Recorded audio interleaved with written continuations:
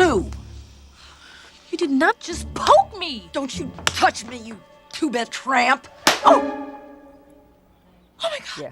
Viola, I'm so sorry. I didn't mean to. Oh boy, that's a funny clip from the hit movie Monster-in-Law. J-Lo and Jane Fonda, they're in-laws. They're going at it because mother-in-law doesn't like her.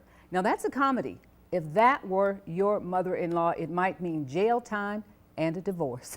Okay, our relationship expert, Dr. Darren Moore, is with us. We're back to try to rescue families and relationships. Thank you so much for being with us. Thank you for having me. It's important not to wait until there's a family explosion, isn't it? Absolutely. Families really need to try to approach things beforehand. And so when we think about how we're getting close to the holiday season with Thanksgiving and Christmas, families are going to start spending more time together. And so if you know that there are problems, you need to come up with a game plan before going to Christmas or Thanksgiving. Well, I have some questions for you, okay? Yes, ma'am. All right. Now, this question says, Dr. Moore, my mother comes between me and my husband, and I don't know who to be loyal to. What's your advice? Well, the first thing that I would say is your mother does not come between you and your husband. You allow your mother to come in between So you it's and your Sister Girl's husband. fault, huh? Well, I want to say She needs to handle her business. I think she does. I think when you decide to get into a relationship, you have to create those boundaries. And so you have to communicate that, yes, mother, I love you, but you are not a part of my relationship with my significant other. And so for that person, it would be really important for her to have a conversation with her mother and say, well, you know what? I appreciate your response. I appreciate your feedback. And I know that it's probably coming from the best place, but this is my relationship, and let me do my relationship the way that I see fit. And does that take a certain amount of self-confidence? Because all of our lives, our dream is that we have this mother-in-law that we're going to get along with, and we're kind of almost afraid to go beyond certain boundaries and let her know that this is not your business. Absolutely. I think that's part of the idea is that we would have wonderful, great, magnificent relationships with our in-laws, but that's just not reality for a lot of people. And so it is going to be important to set those boundaries with your in-laws and let them know, okay, this is appropriate and this is what's not appropriate. But for the individual that you spoke of, it's really important for them to communicate to their parents that this is not acceptable, that it's okay for you to talk to me and give your feedback, but you are not a part of my relationship. And I think that's important. So in terms of who do you be loyal to? Well, you're supposed to be loyal to your significant other once you decide to get married. Here's one, and this, oh boy, I can see where this could be a problem. Dr. Moore, my husband seems to sit on the fence when it comes to deciding whose home we spend the holidays at. So the husband sits on the fence and leaves it to the wife. So now she becomes the de facto bad guy because he can always say, that's not my decision. Laura made that decision, huh? So what do you say about encouraging husbands to participate, I guess? Absolutely. I think it's important for husbands to participate in this decision-making process, that perhaps the husband and wife or spouses need to have a conversation and come up with a plan. Well, this year, maybe we'll go to my family's home. Maybe the next year we'll go to your family's home. So come up with a plan, but I think it's important for both people to be involved in that process so that one person does not feel like they are blamed if they make the wrong decision. And that's kind of, isn't that a way of getting out of trouble? I'm not in this. It's a cop-out. Yeah, it's a cop-out. Absolutely. And you're leaving somebody hanging. Now, we are going to take your phone calls, too, for this segment, 706-569-9390. You don't have to reveal your name to protect the innocent or the guilty. Okay? So you don't have to give your name, but we will take the call. In your work, because this is what you do, you strive when it at all possible to keep people together. How often do you see an escalation of drama during the holidays? All the time. I was actually just talking to a couple of my students and telling them that I just got an influx of clients coming in. And it's right around this time where, people are starting to get ready for the holidays. They're starting to think about taking vacation time. So now that they're forced to spend time with their family when they're used to being at work and being able to use that as a way to not be involved. Well, isn't it interesting, though, that in 2014, people are willing to seek out a Dr. Moore. It used to be they thought that that is a sign of weakness, that's a sign of that I haven't matured, but it's not. To get help means what? To get help means to take ownership of your life and to be comfortable with asking for help and to make sure that you are, valuing yourself and your family. And so, one of the things I think that is different is before a lot of times you would talk to your family. Well, if your family are the people you're running from, then that's a problematic. Then that's the problem. Yeah. If I can't go to grandma because grandma It's part of the is problem. the problem. Yes, she doesn't like my husband. Okay, we have about a minute before we go to the break.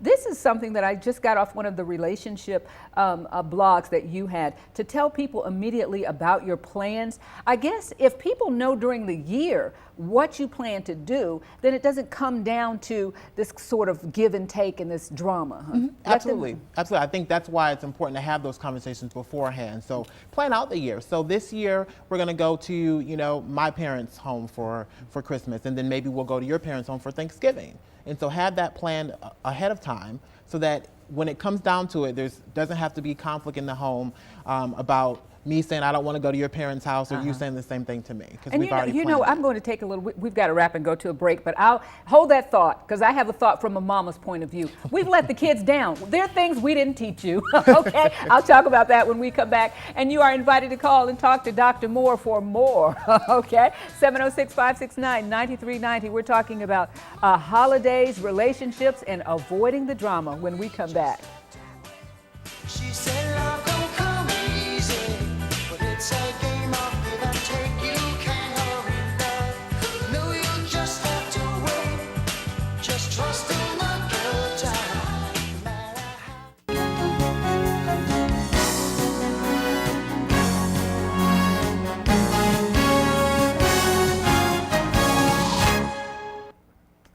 We are back and we have callers on the line today because you know what? This affects every family. You are not immune. It's difficult sometimes, especially for young couples when it comes to deciding where to spend the holidays, how the families will come together or not come together. We have Dr. Darren Moore with us. You want to jump in there? We have a phone call? Sure. Okay, we have Steve on the line. And Dr. Moore, we see this as a ladies' show, but I'll tell you what, maybe ladies have it wrong. There are many men who call with their issues because trying to understand the women. Are you there on the line, Steve? I am here, Dee. Nice to talk to you. Nice to have you. We're talking about resolving issues so that there is less drama, or maybe could it be no drama over the holidays? What's your question or comment? I just want to say, I do think that the holidays definitely put a strain on relationships for multiple reasons. Definitely money. Not only money, but, I recently got married, so this is kind of new to me. But I've realized that, where we're going to spend the holidays also puts a strain on your relationship because you want to tend to your family, she wants to tend to hers, and it's just, you can't do it all, Okay, let me ask you this. Tell Dr. Moore how you resolve that issue with your new wife. You're young. Mom and Daddy, more than likely, am I right, Dr. Moore, did not tell them that these issues would come. That's where I think that we let them down. There are things that we did not prepare them for. So let's hear, how did you decide where you're going to spend the holidays? Well, most of the time what I do, honestly, is my family kind of takes the back seat, which I do it mainly so I don't have to get in an argument. But but I think that I don't necessarily think that's the right way. Do you have any advice on how to? Yeah, I was going to say that. Is he going to suppress that, and then boom, he's going to let her have it and bring up all the past at some? Absolutely. It definitely can translate into resentment in the future. And so it's really important for you to have that conversation early on so that you don't have that blow up later, and take time to say, well, I really appreciate and value spending time with your family, but I also would like to do that with my family as well. So having that conversation earlier as opposed to an argument later. Wow. You know what happens too? And this has happened to me so many times, it'll make me madder than stink. Can I say that on TV? Because my son has a child, and the daughter is naturally attached to the mother. So where did they go on the holidays? To take my baby, my grandchild, to her mother. So it's really important that we get that cleared up, because I'm like, what about me? Absolutely. But I think somehow the daughter a lot of times is drawn to her mother, and they end up is that I don't know. That's what I've seen. Yeah, I mean, that's definitely more prevalent. You see the daughter wanting to go with her family, and similar to the caller, that men kind of go along with it to avoid that conflict. But then once again, it can turn into resentment. Wow. We have Jake on the line this afternoon. Hello, Jake. How are you? Hello, Dee. Do you have some sage advice for us? I want to say this about the Moore, and, when everything is done with love, like holidays and stuff like that, like whoever wants to clean up at the house, that's whose house we go to and mess it up. Then the next time we go to the next house, clean up, mess it up, and we just keep doing it over and over. Now, if my grandbaby there, so we, go where the grandbaby at, but 9 times out of 10, like my son, my daughter, whoever want to clean up, that's why we go to a mess up, Whether it's Christmas, Thanksgiving, Easter, 4th of July, that's the way we do it. We do it all in love, And while we there eating, and we'll say, well, Thanksgiving over Dee's house this time. Okay.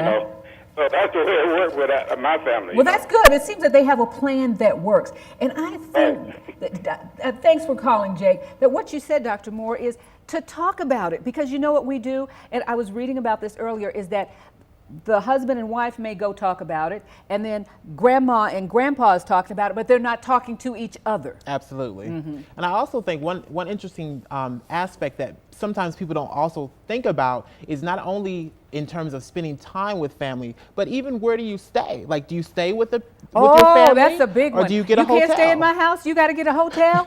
But mama, it's kind of small. Oh, I'm offended. Yes. Yeah. So we have to work those issues out. Well, I'll tell you what, one of the more popular online advice sites is where a young wife is kind of a Dear Abby, and she gives advice to her followers online. I want you to take a look and see what she said when she was asked about what to do about her bossy mother-in-law, okay? Which is, and I hate to, I'm a mother-in-law. Do we have that bite? Well, while they're trying to get that, should we? Okay, let's take a look. I do not tolerate negative people. I do not tolerate nagging people. I do not tolerate people that are not on my team and all about positivity and uplifting me. If you do anything other than that, anything outside of that, I don't want any dealings with you. I'll deal with you from afar. I love you to death, but you cannot be in my aura. I can't have you in my aura. This is not going to happen. This is not going to work for me. It doesn't fit in with my life, okay? Simple as that. So if I had a nagging in-law that was constantly all up in our beeswax. So what do you think? Is that too abrupt? Because it doesn't sound like that she's giving the opportunity to work it out. She's just saying, I don't like your vibes, so I'm through with you. Absolutely. I think that it is too abrupt. I think that it's really important to try to make attempts, because you're also communicating to your spouse that you value their family, you value where they come from, and that's a part of your new relationship. And so it is important to try to make that attempt instead of just simply saying, I'm not going to deal with you. The other thing is, that's not realistic. People don't always focus on you. And so you're going to have to deal with, a person in the family that doesn't like you. The longer you live, the longer you understand is that you have to deal with people who don't like you and you don't like them. You can still have a working relationship. Absolutely. Let's take another call. We have Diana on the phone. Good afternoon, Diana. I hope that the holidays go well with you. What is your question or comment? They will. Thank you, Dee. This is Diana Cooper. How are you? Wonderful, Diana. So we talk on Facebook quite a lot. When that topic came up, getting along with in-laws and family members over the holidays, what did it make you think, or what is your comment today? My comment is, I've been married to my husband about 25 years now, and in the beginning of our marriage, I was having some problems with my mother-in-law, trying to tell me how to deal with things that were going on in my, in my home and stuff. And I just really just spoke to her, woman to woman, and just told her, this is my house. I mean, he's your son, but he's my husband, and I'm going to do things the way that I want to do in my house. You can't run my house. Okay, let me ask you this. There's a scripture. I'm not trying to get preachy or anything, but you can look at this in a secular way if you want to. But it says you leave your mother and father and you cleave to the one that is your mate or your spouse now. Does that mean mama becomes second? What do you think? Yes, That's what I think. That's what I think. I really do. And she realized that after a while. Now, it didn't happen overnight, but I had to continue to stand my ground and say, I'm not going to do this. I'm not going to call you every time something is going on wrong between me and my husband. And Wow. he's not going to call you. Wow. We're going to work out our own problems. And I just had to stand firm with it. And then she is okay. I mean, it's been 25 years, and she And you're still loves friends? me just like I'm her daughter. Dr. Moore? Absolutely, that is exactly what you need to do. I think that person, once you decide to get married or have that relationship, yes, your relationship with your family and your parents change, and they have to release, that leash. Let that baby go. Let the baby go. That 26-year-old man, let him go. Absolutely. That's right. Thank you so much for calling, Diana. And thank you, Dr. Moore. Quite a stimulating conversation, and I will tell you, conversation will solve a multitude of problems. When we say talk to me, call us, okay? We'll be right back after this break. Don't go away.